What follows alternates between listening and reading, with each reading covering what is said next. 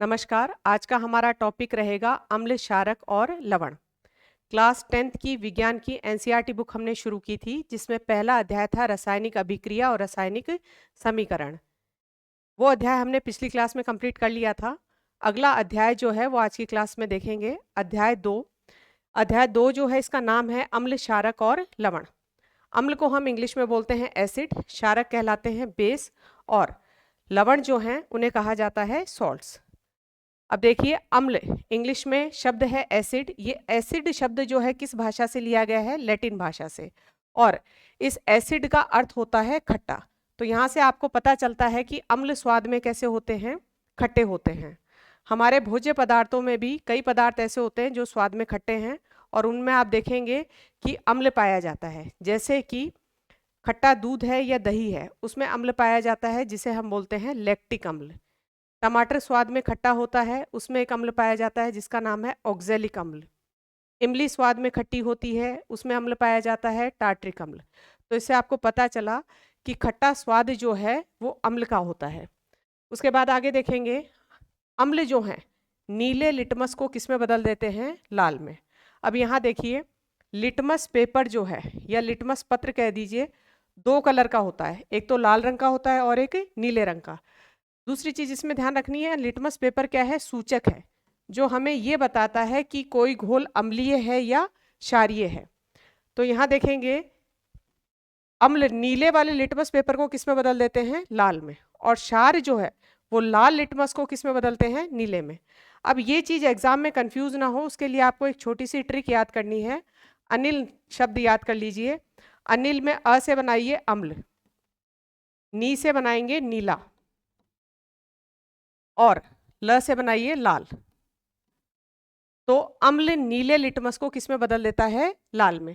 तो इस अनिल शब्द से ये जो ट्रिक है उससे आपको कंफ्यूजन नहीं होगा। क्षार लाल लिटमस को किस में बदल देता है? नीले में। इसका विपरीत कर देना है। उसके बाद आगे देखिए, अम्ल का यदि जलीय विलयन बनाया जाए, यानी अम्ल को पानी में घोला जाता है, तो कौन से आयन देते हैं? H पॉजिटिव आयन देते हैं। इसमें उदाहरण देखिए, एक अम्ल है HCl, हाइड्रोक्लोरिक अम्ल। इसका सूत्र है HCl, और इसको यदि पानी में घोला जाता है, जैसे ही अम्ल को पानी में घोलेंगे ये दो आयन देगा, H पॉजिटिव और Cl नेगेटिव। तो आपको ये पता चला कि अम्ल जब पानी में घोले जाते हैं तो कौन से आयन देते हैं? H पॉजिटिव आयन देते हैं। उसके बाद आगे देखिए, अम्ल जो हैं उनकी प्रबलता के आधार पे दो भागों में बांटा गया है। एक तो होते हैं प्रबल अम्ल, और दूसरे कौन से होते हैं? दुर्बल अम्ल। जब अम्ल को पानी में घोला जाता है, यदि वो H पॉजिटिव जो आयन है उसकी मात्रा ज़्यादा देते हैं तो वो कौन से कहलाते हैं? प्रबल। और यदि H पॉजिटिव आयन उनके द्वारा जो दिए जाते हैं वो कम होते हैं तो उनको क्या बोलते हैं? दुर्बल अम्ल। प्रबल अम्ल जो होते हैं इनकी प्रकृति संक्षारक होती है। संक्षारक का मतलब होता है जहाँ पे भी ये गिरते हैं उस परत को ये कुरेद लेते हैं। इसीलिए आप देखना, जो प्रबल अम्ल है ये किसी भी चीज़ को साफ करने के काम आते हैं। जैसे टाइल वगैरह साफ करनी है, टॉयलेट्स में जो है एसिड काम लेते हैं, वो कौन से अम्ल होते हैं? प्रबल अम्ल। प्रबल अम्ल के जो उदाहरण हमें एनसीईआरटी बुक में दे रखे हैं, एक दे रखा है हाइड्रोक्लोरिक अम्ल HCl, दूसरा है सल्फ्यूरिक अम्ल, इसका फॉर्मूला है H2SO4, और एक दे रखा है नीट्रिक अम्ल जिसका फॉर्मूला है HNO3। दुर्बल अम्ल जो हैं इनकी प्रकृति संक्षारक नहीं होती, इसीलिए आप देखेंगे कि हमारे खाद्य पदार्थों में ये अम्ल पाए जाते हैं। जैसे पहला लिख रखा है एसिटिक अम्ल। एसिटिक अम्ल जो है सिरके में पाया जाता है। सिरका जिसे इंग्लिश में बोला जाता है वेनेगर, अचार बनाने में काम आता है ये। तो ये एसिटिक अम्ल जो है एक दुर्बल अम्ल है, इसीलिए हम खाने की चीज़ों में डाल रहे हैं। लैक्टिक अम्ल जो है ये खट्टे दूध या दही में पाया जाता है।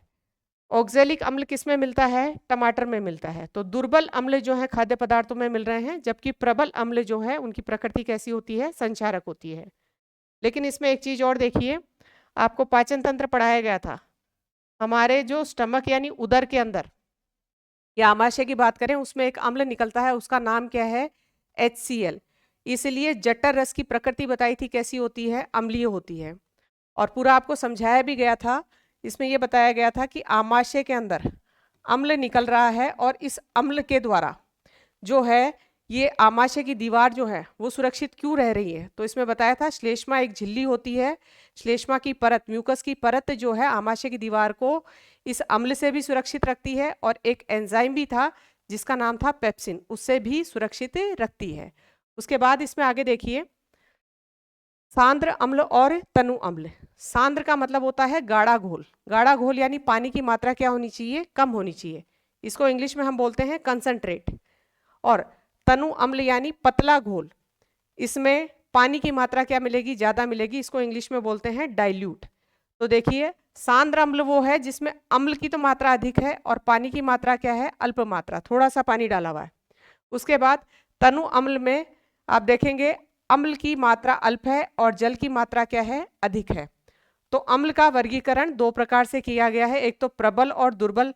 प्रबल और दुर्बल तो किस आधार पे होते हैं कि पानी में घोलने पे वो कितने H पॉजिटिव आयन देते हैं।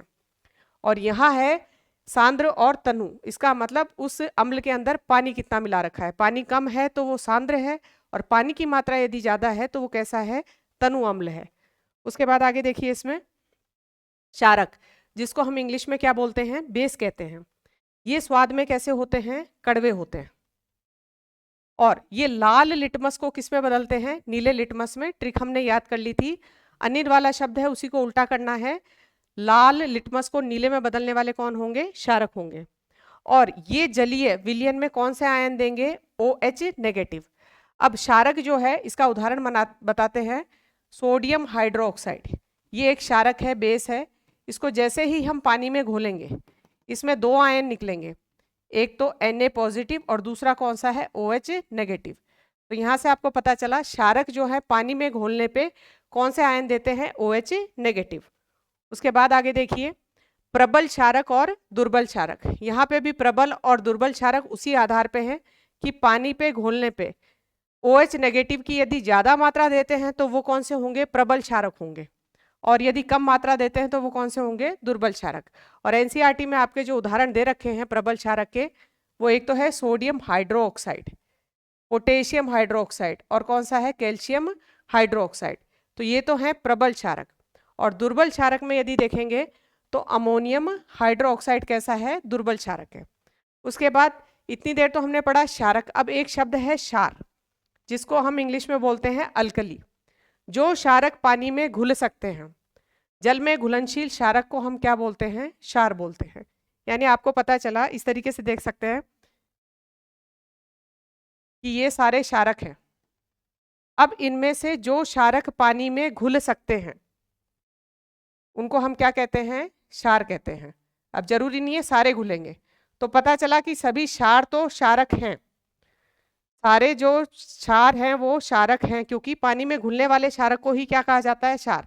लेकिन जरूरी नहीं है सारे क्षारक जो हैं वो क्षार हो, ये एग्जाम में कंफ्यूज कर देता है, ऐसे स्टेटमेंट वाले क्वेश्चंस आते हैं। तो वो वाले क्षारक जो जल में घुलनशील हैं उन्हें क्या कहा जाता है? क्षार कहा जाता है।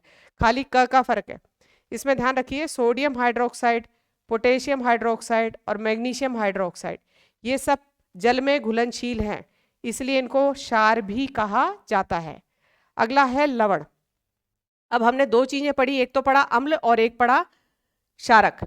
यदि अम्ल और क्षारक की अभिक्रिया करा दी जाए तो अम्ल और क्षारक की अभिक्रिया कराने पे क्या बनता है? लवण। और एक जो है किसके अणु निकलते हैं? जल के। तो आपको पता चला अम्ल और क्षारक की अभिक्रिया से किसका निर्माण हो रहा है? लवण का। ये अभिक्रिया उदासीनीकरण अभिक्रिया कहलाती है, क्योंकि अम्ल और क्षारक जो हैं एक दूसरे के प्रभाव को क्या करते हैं? खत्म करते हैं इसमें, इसलिए इसको कहा जाता है उदासीनीकरण। तो लवण की बात करें, लवण अम्ल और क्षारक की परस्पर अभिक्रिया से प्राप्त होता है। लवण में उदाहरण देखेंगे सोडियम क्लोराइड, पोटेशियम क्लोराइड, ये अभिक्रियाएं अभी आगे हम देखेंगे कंप्लीट। अब उसके बाद बात करते हैं सूचक की, जिसको हम इंग्लिश में बोलते हैं इंडिकेटर्स। लिटमस पेपर के बारे में आपको बताया कि लिटमस पेपर एक सूचक है जो हमें ये बताता है कि विलयन अम्ल है या क्षार है। तो सूचक किसी भी दिए गए विलयन में अम्ल या क्षारक की उपस्थिति दर्शाते हैं, कि कोई घोल है, उस घोल में अम्ल है या क्षार है, किससे पता चलता है? सूचक से। अब सूचक क्या कर सकते हैं? इन सूचक का या तो रंग चेंज हो जाता है, या इन सूचक का गंध जो है स्मेल जो है वो चेंज हो जाती है, उससे पता चलता है हमें कि जो घोल हमें दिया गया है वो अम्लीय है या क्षारीय है। रंग चेंज वाला अभी आपने देखा कि आपको जैसे मान लीजिए 2 बीकर के अंदर घोल दे रखा है अलग अलग, और पूछा गया कि इनमें से कौन सा अम्ल है कौन सा क्षार है, ये पता लगाना है। तो आप क्या कर सकते हो, लिटमस पेपर को यूज कर सकते हो। यदि आप नीला लिटमस पेपर लेके आते हो और नीला लिटमस पेपर इसमें डुबोया और उसका कलर कैसा हो गया, लाल हो गया, तो आपको पता चला कि ये घोल कैसा है, अम्लीय है। और लाल लिटमस पेपर लेके आए हो और लाल लिटमस पेपर यदि नीला हो गया इस घोल में, तो पता चला कि ये कैसा है, क्षारक है। तो क्या पता चला कि रंग में परिवर्तन होके ये बता देते हैं कि ये घोल अम्लीय है या क्षारीय, या फिर इनकी गंध में जो है वो चेंज हो जाता है। अब सूचक के प्रकार जो हैं आपकी एनसीईआरटी बुक में कौन कौन से दे रखे हैं। एक तो प्राकृतिक सूचक होते हैं, सूचक या संसूचक कह दीजिए, वो सूचक जो प्राकृतिक स्रोतों से प्राप्त होते हैं। कौन कौन से एग्जाम्पल हैं, लिटमस पेपर, लिटमस पेपर अभी बताया जाएगा किससे प्राप्त होता है। एक है हल्दी, ये भी प्राकृतिक सूचक है। चाइना रोज और लाल गोभी, ये सभी कैसे सूचक हैं, प्राकृतिक सूचक हैं। इसमें देखिए लिटमस जो है इसका विलियन, इसका घोल जो है, यदि अभी लिटमस पेपर की बात नहीं कर रहे हैं, लिटमस विलियन की बात कर रहे हैं। लिटमस विलियन कैसे रंग का होता है, बैंगनी रंग का रंजक होता है। लिटमस पेपर तो नीला और लाल होता है, और यदि विलियन की बात करें तो किस रंग का होता है, बैंगनी रंग का। अब ये लिटमस विलियन कहाँ से निकाला जाता है, थैलोफाइटा समूह का एक पौधा है जिसका नाम है लाइकेन, उस पौधे से निकाला जाता है। इसका मतलब आपको पता चला लिटमस कैसा संसूचक है, प्राकृतिक है। फिर उसमें देखिए लिटमस विलियन, लिटमस की बात कर रहे हैं। लिटमस जब विलियन ना तो अम्लीय हो ना क्षारीय, तो इसका खुद का रंग कैसा रहता है, बैंगनी ही रहता है। अब लिटमस पत्र की बात करें तो लिटमस पत्र 2 रंगों का होता है, एक तो नीले रंग का है और एक कैसा है, लाल रंग का। और ये हमने पढ़ लिया है कि अम्ल नीले लिटमस को किस में बदल देता है, लाल में, और क्षार जो है वो लाल लिटमस को नीले में। तो एक प्राकृतिक संसूचक जो है लिटमस देख लिया। दूसरा प्राकृतिक सूचक है हल्दी। हल्दी भी एक अन्य प्रकार का प्राकृतिक सूचक है। इसका खुद का रंग कैसा होता है, पीला होता है। लेकिन कई बार आपने देखा होगा जब किसी सफेद कपड़े पर सब्जी का दाग लग जाता है तब इसे साबुन से धोते हैं, तो साबुन की प्रकृति जो है वो क्षारीय होती है। अब आपने उसको क्षारीय विलयन में डाला है तो उसका जो पीला रंग था वो धब्बा जो है वो भूरे और लाल रंग में चेंज हो जाता है, यानी कलर चेंज हो गया क्षारीय विलयन में। और फिर देखिए यदि आप ज़्यादा देर तक साफ पानी से धोते रहेंगे तो वो उसका जो लाल भूरा रंग है वापस किस में आ जाता है, पीले कलर में कन्वर्ट हो जाता है। तो पता चला कि हल्दी आपको ये बता देगी कि विलयन क्षारीय है कि नहीं है। उसके बाद देखिए अम्ल के साथ यदि उस पर आपने एसिड डाल दिया उस दाग पे, तो उसके साथ हल्दी के रंग में कोई परिवर्तन नहीं होता है। तो अगला प्राकृतिक सूचक हमें हल्दी पता चला जो क्षारीय प्रकृति का पता लगाता है। उसके बाद देखिए संश्लेषित संसूचक, जिसको हम सिंथेटिक इंडिकेटर्स भी कहते हैं, यानी जो प्राकृतिक नहीं है, रसायनों से बनाए गए हैं।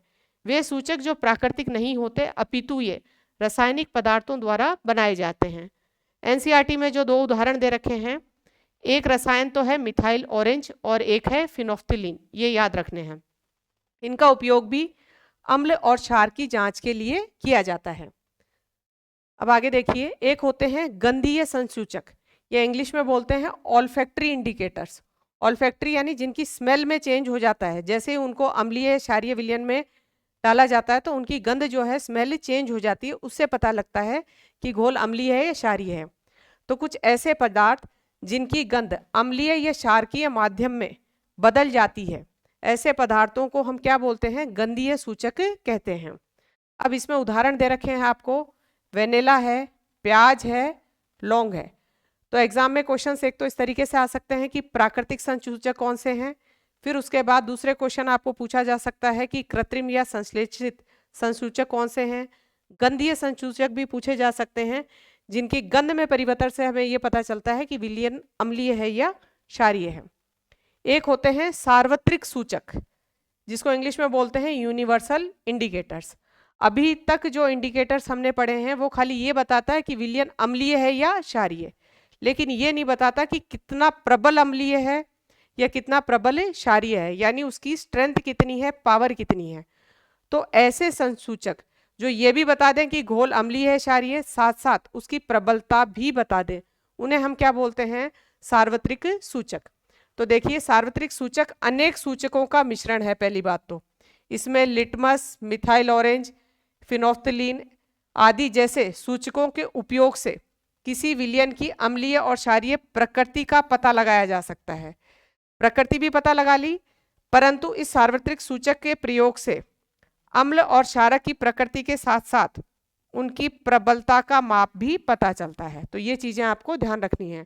सार्वत्रिक सूचक में ध्यान रखेंगे कि एक तो ये कई सूचकों का मिश्रण है, दूसरा इसमें ध्यान रखना है कि ये प्रकृति के साथ साथ यानी विलयन किस प्रकार का है, अम्लीय, क्षारीय, उसके साथ साथ उसकी प्रबलता का भी माप बताते हैं।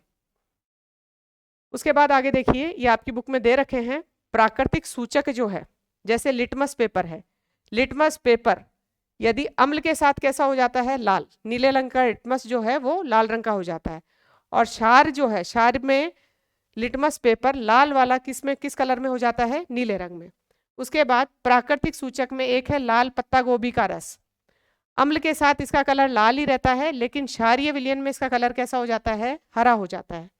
हल्दी की बात करें तो अभी बताया था आपको कि सब्जी का दाग लग गया और उसे हम साबुन से धो रहे हैं तो उसका कलर कैसा हो जाता है, दाग का लाल और भूरा, यानी क्षारीय विलयन में लाल और भूरा, लेकिन अम्लीय विलयन में उसके कलर में कोई चेंज नहीं होता।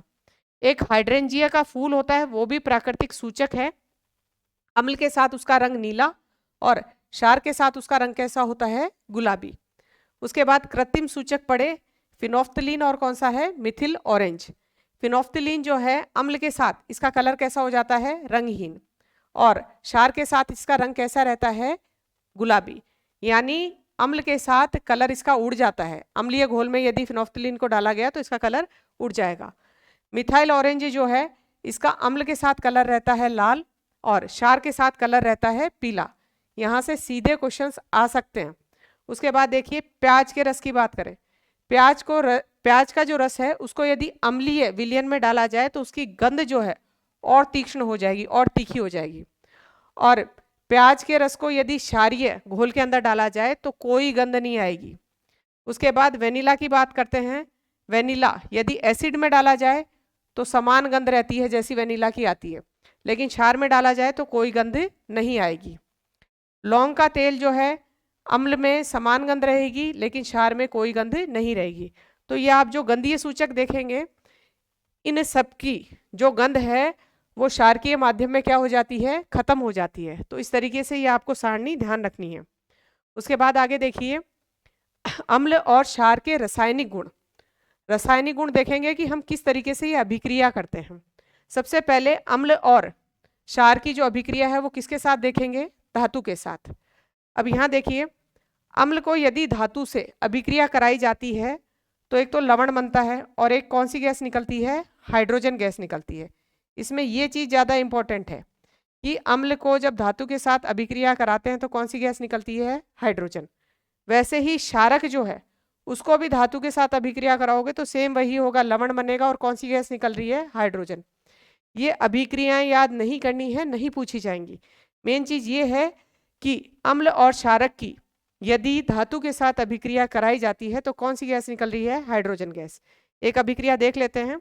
जैसे एक अम्ल है हाइड्रोक्लोरिक अम्ल HCl, उसको हम जिंक के साथ अभिक्रिया करा रहे हैं तो क्या बन गया, ZnCl2, यानी जिंक क्लोराइड, और कौन सी गैस निकल गई, हाइड्रोजन गैस। ये आपको पिछले पार्ट में मैंने पढ़ाया था, जो अभिक्रियाशीलता श्रेणी थी, रिएक्टिविटी सीरीज की जो श्रेणी थी, उससे पता लग सकता है यहाँ पे विस्थापन अभिक्रिया हुई है। इस H जो है हाइड्रोजन को इसने विस्थापित किया है, इसलिए जिंक क्लोराइड बन गया और कौन सी गैस निकली है, हाइड्रोजन गैस। ऐसे हम बात करते हैं क्षारक की। सोडियम हाइड्रोक्साइड क्षारक है और देखिए क्षारक का पता कैसे चलेगा, पीछे आपको OH मिलेगा और अम्ल में अधिकतर में आगे की तरफ H मिलेगा, कुछ दुर्बल अम्ल हैं उसमें आपको पीछे H मिलेगा। तो यहाँ देखेंगे OH है, जिंक से अभिक्रिया कराई तो ये सोडियम जिंकेट बन गया और कौन सी गैस निकली है, हाइड्रोजन गैस। अब यहाँ पे इससे संबंधित क्वेश्चन आता है कि हाइड्रोजन गैस निकल रही है इस अभिक्रिया में, इसका कैसे पता लगाया जाता है, यानी हाइड्रोजन का परीक्षण कैसे होता है। तो इसके लिए आपकी बुक में जो ये टेस्ट दे रखा है इसे हम कहते हैं पॉप टेस्ट। क्या कहा जाता है? Pop test. इसमें देखिए ये परख नली है, इसमें हमने अम्ल ले लिया। कौन सा अम्ल है? सल्फ्यूरिक अम्ल है।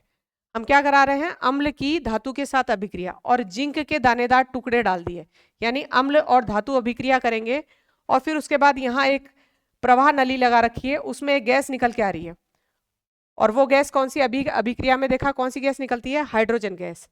और यहाँ हमने साबुन का विलयन रख दिया, तो इसमें से जब ये गैस निकलेगी बाहर तो इसमें साबुन के बुलबुले बनेंगे और इन बुलबुलों में कौन सी गैस भरी हुई है? Hydrogen gas. जब ये गैस बाहर की ओर निकल रही है उस टाइम यहाँ पे एक मोमबत्ती जला के रखेंगे और जलती हुई मोमबत्ती के पास जब हाइड्रोजन गैस आएगी तो हाइड्रोजन गैस का दहन बहुत जल्दी होता है और उसकी वजह से जब ये दहन होता है हाइड्रोजन गैस का तो एक ध्वनि निकलती है, फटफट की ध्वनि, और उसी को हम बोलते हैं पॉप टेस्ट, क्योंकि इस ध्वनि को इंग्लिश में कहा जाता है पॉपिंग साउंड। तो ये पॉप टेस्ट किसके लिए काम आता है? हाइड्रोजन के परीक्षण के लिए कि यहाँ कौन सी गैस उपस्थित है। तो देखिए इसमें पॉप टेस्ट, हाइड्रोजन गैस से निहित परख नली के पास जब एक जलती हुई मोमबत्ती लाई जाती है तो पॉप की ध्वनि उत्पन्न होती है। इस टेस्ट को हाइड्रोजन की उपस्थिति दर्शाने के लिए प्रयोग किया जाता है। तो ये क्वेश्चन आ सकता है कि हाइड्रोजन की उपस्थिति के लिए कौन सा टेस्ट यूज किया जाता है? Pop test. उसके बाद आगे देखिए, अगले जो है कुछ प्राकृतिक स्रोत बता रखे हैं और उनमें कौन कौन से अम्ल पाए जाते हैं।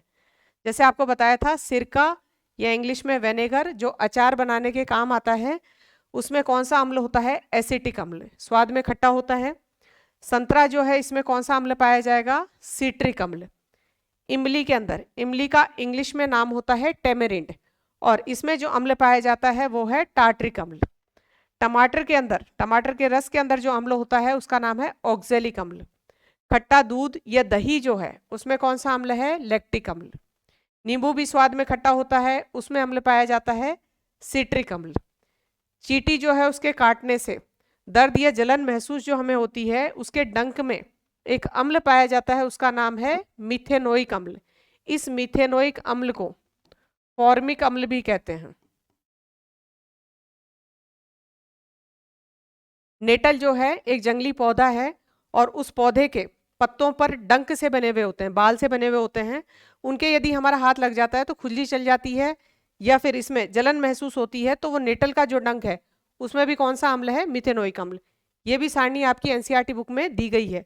उसके बाद आगे देखिए, इसमें धातु यदि कार्बोनेट के साथ, धातु कार्बोनेट या धातु बाइकार्बोनेट है, उसके साथ आप अम्ल की अभिक्रिया कराओगे तो क्या होगा? एक चीज ध्यान रखना, कार्बोनेट का मतलब यहाँ CO3 है, बाइकार्बोनेट का मतलब HCO3 है, यानी CO है इसमें, यानी इनकी अम्ल के साथ अभिक्रिया कराएंगे तो गैस निकलेगी कार्बन डाइऑक्साइड।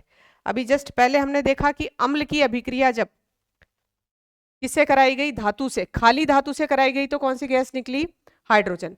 लेकिन अब जो है अभिक्रिया अम्ल की किससे करा रहे हैं? धातु के कार्बोनेट या धातु के बाइकार्बोनेट से करा रहे हैं, तब कौन सी गैस निकलेगी? Carbon dioxide.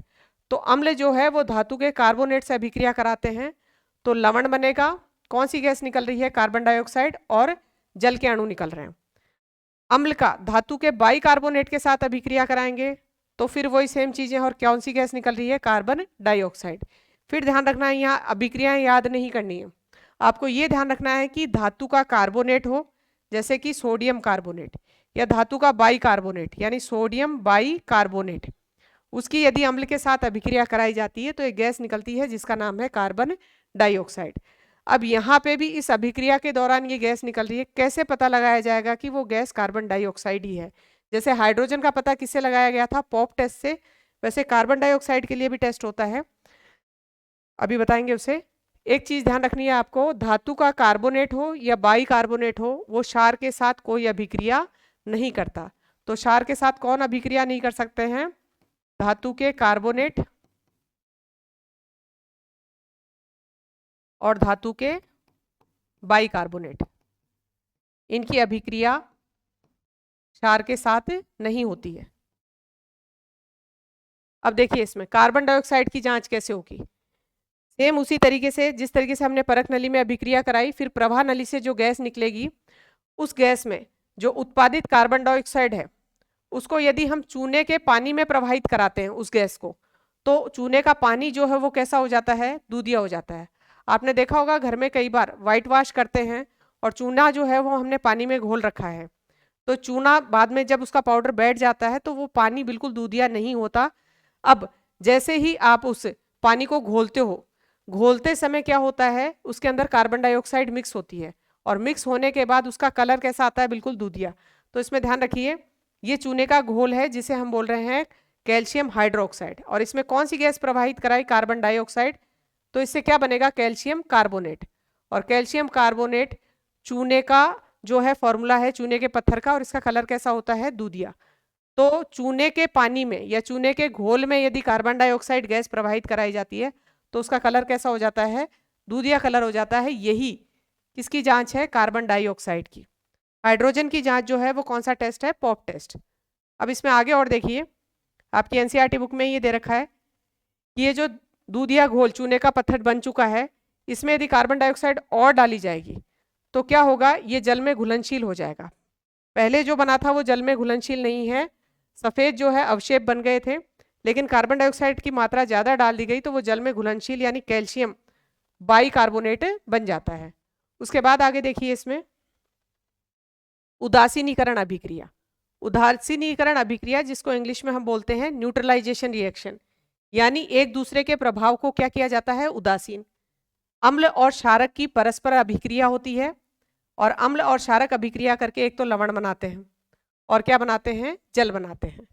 इसमें सबसे कॉमन एग्जाम्पल यही है, जैसे ये हमने क्षारक लिया सोडियम हाइड्रोक्साइड, और ये अम्ल है हाइड्रोक्लोरिक एसिड। इन दोनों की अभिक्रिया कराई तो सोडियम और ये क्लोराइड, ये दोनों मिलके तो क्या बना दिया, लवण यानी NaCl, कॉमन सॉल्ट जो हम हमारे खाने में यूज करते हैं। और क्या बन गया, जल H2O। तो आपने देखा अम्ल और क्षारक ने एक दूसरे के प्रभाव को खत्म किया और लवण और क्या बना दिया गया, जल बना दिया गया। तो इस अभिक्रिया को कहा जाता है उदासीनीकरण अभिक्रिया। उसके बाद आगे देखिए, इसमें अगर अम्ल जो है इनकी अभिक्रिया करा रहे हैं, अम्ल कैसा लिया है हमने, प्रबल लिया है, और क्षारक कैसा है, दुर्बल है, तो जो लवण बनेगा वो थोड़ा कैसा होगा, अम्लीय लवण होगा। अम्ल दुर्बल लिया है और प्रबल क्षारक लिया है तो लवण कैसा होगा, लवण की प्रकृति थोड़ी कैसी होगी, क्षारकीय होगी। एक चीज और बता देते हैं आपको, इनकी प्रबलता, अम्ल और क्षारक की प्रबलता पता करने के लिए एक मापनी होती है जिसे हम बोलते हैं पीएच स्केल, और पीएच स्केल में जो मान होता है वो 0 से लेके 7 तक और 7 से 14 तक, इस तरीके से ये स्केल होती है। अब इसमें ध्यान रखिए, यदि पीएच मान 7 है तो वो घोल जो है कैसा है, उदासीन है। पीएच मान 7 से ज्यादा है तो घोल कैसा है, क्षारकीय है या क्षारीय है। 7 से कम है तो कैसा है, अम्लीय है। लवण जो है, लवण कैसे होते हैं, उदासीन होते हैं। लेकिन यहाँ देखिए, जब लवण बना रहे हैं उस समय यदि हमने अम्ल जो यूज किया है वो प्रबल यूज कर लिया तो उस लवण की थोड़ी प्रकृति कैसी मिलेगी, अम्लीय मिलेगी, यानी पीएच मान 7 से कम मिलेगा। अब यहाँ देखिए, प्रबल ही तो अम्ल है और प्रबल ही क्षारक है, तो दोनों एक दूसरे के प्रभाव को खत्म कर देंगे और कैसा लवण बनेगा, उदासीन। यहाँ पे दोनों ही दुर्बल ले लिए तो भी कौन सा लवण बनेगा, उदासीन लवण बनेगा, यानी उसका पीएच मान 7 के आसपास रहेगा। उसके बाद देखिए, अम्ल क्षारक में और समानताएं बता रहे हैं, तो ये चीज हम पढ़ चुके हैं कि अम्ल H पॉजिटिव आयन देते हैं और क्षारक जो है पानी में घोलने के बाद OH नेगेटिव आयन देते हैं। आगे देखिए, जब कोई अम्ल या क्षारक जल में मिलाया जाता है, पानी में मिला देते हो तो वो तनुकृत हो जाता है। तनु शब्द आपको बताया था, यानी पतला घोल, डाइल्यूट घोल जिसमें पानी की मात्रा क्या है, ज्यादा है। तो पानी में यदि हमने अम्ल और क्षारक को मिला दिया तो वो कैसा हो जाता है, तनु हो जाता है। जल में मिलाने पर जो आयन की सांद्रता है, H3O पॉजिटिव लिख रखा है और एक है OH नेगेटिव, इनकी सांद्रता में प्रति इकाई आयतन में क्या हो जाती है, कमी हो जाती है। अब इसको देखिए आप, पानी के अंदर जैसे HCl घोला गया, आपको बताया गया था, आयन कौन सा मिल रहा है, H पॉजिटिव आयन मिल रहा है। अब ये हाइड्रोजन, ये जो जल है ये भी टूटेगा H पॉजिटिव और OH नेगेटिव में। और फिर इसमें ध्यान रखिए जो आयन नहीं टूट रहे हैं H2O, उस H2O में ये H पॉजिटिव ऐड होगा और कौन सा आयन देगा? H3O positive. इसे हाइड्रोनियम आयन कहा जाता है। तो हम कह सकते हैं कि जब अम्ल पानी में घुलता है तो या तो H पॉजिटिव आयन देगा या उसे क्या बोलते हैं? हाइड्रोनियम आयन देगा। और यदि क्षार जो है, क्षारक पानी में घुलता है तो वो कौन सा आयन देता है? OH negative. लेकिन हम यदि पानी की मात्रा ज़्यादा कर दें तो इनकी सांद्रता यानी इनकी मात्रा में क्या हो जाएगी? कमी हो जाएगी। और वो घोल कैसे बनेंगे? तनुकृत घोल बनते हैं।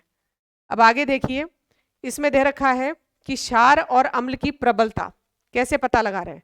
किसी क्षार या अम्ल की प्रबलता उनके द्वारा उत्पन्न H पॉजिटिव और OH नेगेटिव आयन की संख्या पर निर्भर करता है। आपको बताया था कि जो अम्ल पानी पे घोलने में ज़्यादा H पॉजिटिव आयन देगा वो प्रबल होगा, जो कम देगा वो कैसा होगा? दुर्बल। वही बात किस पे लागू होती है? क्षारक पे। यदि पानी पे घोलने पे OH positive OH negative ion है, इनकी संख्या यदि ज़्यादा दी जाती है तो वो प्रबल क्षारक कहलाएगा, और संख्या कम होती है तो वो क्या कहलाएगा? दुर्बल। अब इसमें देखिए कि कोई भी अम्ल या क्षारक की प्रबलता पता करनी है तो उसके लिए हम कौन सा सूचक काम लेते हैं? सार्वभौमिक सूचक, या इसे हम सार्वत्रिक सूचक भी कहते हैं। उसके बाद आगे देखिए, सार्वभौम सूचक ये हम पढ़ चुके हैं, अनेक सूचकों का मिश्रण है और यह सूचक किसी विलयन में हाइड्रोजन आयन की विभिन्न सांद्रता को विभिन्न रंगों में प्रदर्शित करते हैं। यानी ये सूचक हमें ये भी बता देंगे कि विलयन अम्लीय है या क्षारीय है, साथ में ये भी बता देंगे कि उसकी प्रबलता कितनी है। उसके बाद आगे देखिए, जलीय विलयन में अम्ल और क्षारक, जो अभी आपको बताया था कि जल की उपस्थिति में अम्ल ये दे रहे हैं H पॉजिटिव, और H पॉजिटिव आयन भी दे सकते हैं, और यही H पॉजिटिव H2O से अभिक्रिया करके कौन सा आयन बना सकता है? H3O पॉजिटिव, जिसको हम हाइड्रोनियम आयन कहते हैं। जल की उपस्थिति में क्षारक कौन सा आयन देगा? OH negative. तो यहाँ दिखा रखा है सोडियम हाइड्रोक्साइड कौन सा दे रहा है? OH negative. मैग्नीशियम हाइड्रोक्साइड ये भी कौन सा दे रहा है? OH negative. इस आयन को हाइड्रोक्साइड आयन कहते हैं। उसके बाद आगे देखिए, ये चीज आपको बताई गई थी, सभी क्षारक जल में घुलनशील नहीं होते, लेकिन जो घुल जाते हैं उनको हम क्या बोलते हैं? क्षार बोलते हैं, जिनको इंग्लिश में कहा जाता है अल्कली। तो यहाँ से इस स्टेटमेंट से क्वेश्चन आते हैं कि सभी क्षार क्षारक होते हैं परंतु सभी क्षारक क्षार नहीं होते हैं। तो इसको इस डायग्राम से ऐसे बनाना है कि ये तो सभी क्षारक हैं और उनमें से जो क्षारक पानी में घुल गए उनको हम क्या कह देते हैं? क्षार। यानी सभी क्षारक, सभी क्षार जो हैं वो क्षारक हैं, लेकिन सभी क्षारक क्षार नहीं है। उसके बाद आगे देखिए, जल के साथ अम्ल या क्षारक जो हैं उनको मिलाते समय सावधानी बरतनी चाहिए। यानी आप उसका तनुकृत घोल बना रहे हो उस टाइम बहुत ध्यान रखना चाहिए, हमेशा अम्ल और क्षारक को जल में ही मिलाना चाहिए। इसमें एक चित्र देखिए आप, जैसे मान लीजिए आपके पास एक बोतल के अंदर क्या है? अम्ल है, एसिड है, आपको उसका पतला घोल बनाना है, यानी उसमें पानी मिलाना है। तो पतला घोल बनाने के लिए ऐसा नहीं इस बोतल में डायरेक्ट पानी डाल दें, आपको क्या करना है? एक बाल्टी के अंदर पानी की मात्रा ज़्यादा लेनी है और उस पानी में बूंद बूंद करके अम्ल डालना है। उसका कारण अभी आपको बताते हैं, क्योंकि अम्ल और जो जल है इनकी अभिक्रिया क्या होती है? अत्यंत ऊष्माक्षेपी होती है, यानी बहुत अधिक मात्रा में इससे क्या निकलेगी? ऊष्मा निकलेगी। यदि हमने ऐसा किया, अम्ल में डायरेक्ट पानी डाल दिया तो बहुत अधिक मात्रा में ऊष्मा निकलेगी और उस ऊष्मा के निकलने से ये जो विलयन है ये आस्फलित होकर बाहर निकल सकता है, आपके मुंह पे गिर सकता है, आप जल सकते हो। दूसरी चीज, ये कांच का कोई बर्तन जो हो वो क्या हो जाएगा? फूट जाएगा, क्योंकि बहुत ज्यादा ऊष्माक्षेपी होती है अभिक्रिया। इसलिए विपरीत काम करना है, पानी में क्या मिलाना है? अम्ल मिलाना है, जिससे यदि ऊष्मा निकलेगी तो भी जल जो है उसको क्या कर लेगा? अवशोषित कर लेगा, क्योंकि जल की विशिष्ट ऊष्मा सबसे ज्यादा होती है। ये चीज हमने ऊष्मा वाले चैप्टर में पढ़ी थी। तो इसमें आप देख लीजिए, सावधानी बरतनी चाहिए, हमेशा अम्ल और क्षारक को जल में ही मिलाना चाहिए और लगातार इसे हिलाते रहना चाहिए, क्योंकि यह प्रक्रिया अत्यंत ऊष्माक्षेपी होती है। सांद्र अम्ल में जल मिलाने पर उत्पन्न हुई ऊष्मा के कारण मिश्रण आस्फलित होकर बाहर आ जाता है और आप जल सकते हैं। साथ ही अत्यधिक स्थानीय ताप के कारण कांच का पात्र जो है वो टूट भी सकता है।